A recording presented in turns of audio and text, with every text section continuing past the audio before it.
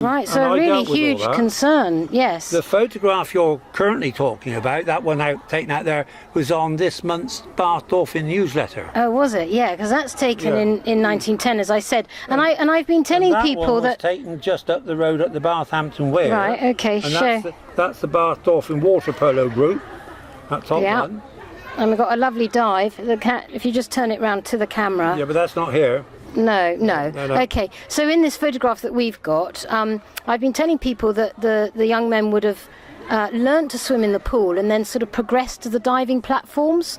No, they weren't allowed out there. This was Bath Dolphin Sanctuary, and on one of those notices, ice pictures, you can see it says private members only. Because we've got lots of young men on these diving platforms, right, obviously by the riverside. They would have been members. They would have been members but of the Bath Dolphin. Dolphins, yeah. That's how I got so you there. would That's have had the board. Yeah, and you would have That's had diving competitions, diving into the river, or it was just leisure. They weren't used for competition. No. You dived off here and you swam to the Bathampton Weir. You swam back down again. Okay. And when they did the weir to weirs point, you just passed here on the way. Right. And one other question I've got for you. In fact, John, I have asked you this recently. We've got this very heavy iron ladder.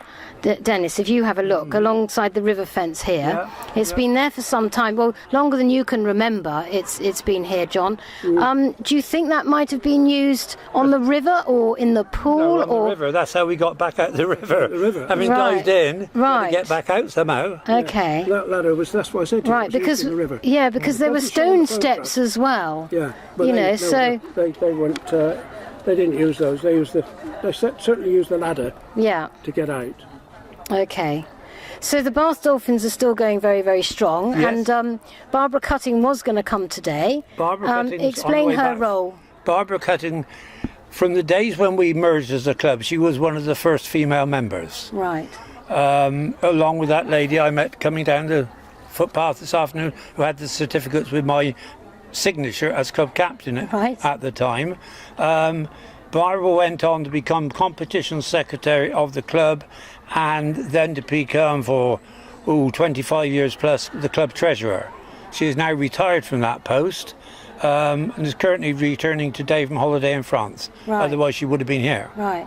So tell us now where the training takes place for your members during the week. Primarily, I call head office, as it were, Bath Sports and Leisure Centre, but we use the University Pool, Kingswood School Pool, Monkton Combe Clark Pool. And this is mostly in the evenings? Oh, yes. Yes, so not at popular swimming times particularly? Well, the sports centre would like to think they're popular swimming times when the rates they charge us. Right.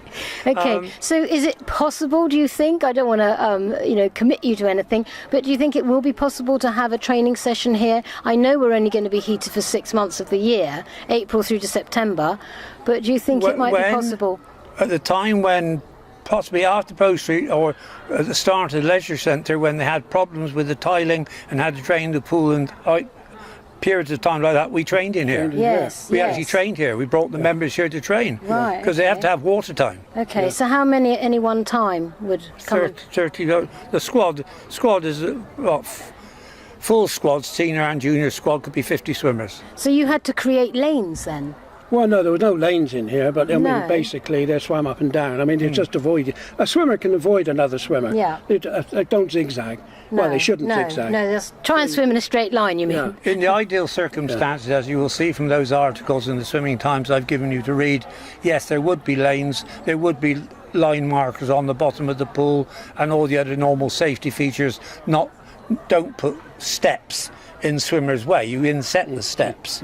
Right. And the use of diving blocks are obviously only permitted for competitive starts. Yeah. You can't do high diving starts into a pool of that. Well, it also takes up a lot of space, a lot more space, doesn't it? Yeah. So are you, do you train lifeguards as well in the Bath Dolphins? We avoid that because of the legal liability. When they first brought in at Bath Sports Centre the requirement that we had to engage lifeguards, several of us took or went back to taking again life-saving exams. I, for instance, already passed back as a schoolboy the award of merit 2 or 3 times. He's a diploma man, as I recall it. But then I hadn't taken life-saving exams for absolute years. but we still managed to pass them. But then after a period of time we said, no, this is not good enough. The sports centre own the pool, it's their structure, they provide the lifeguards, and we pay for them.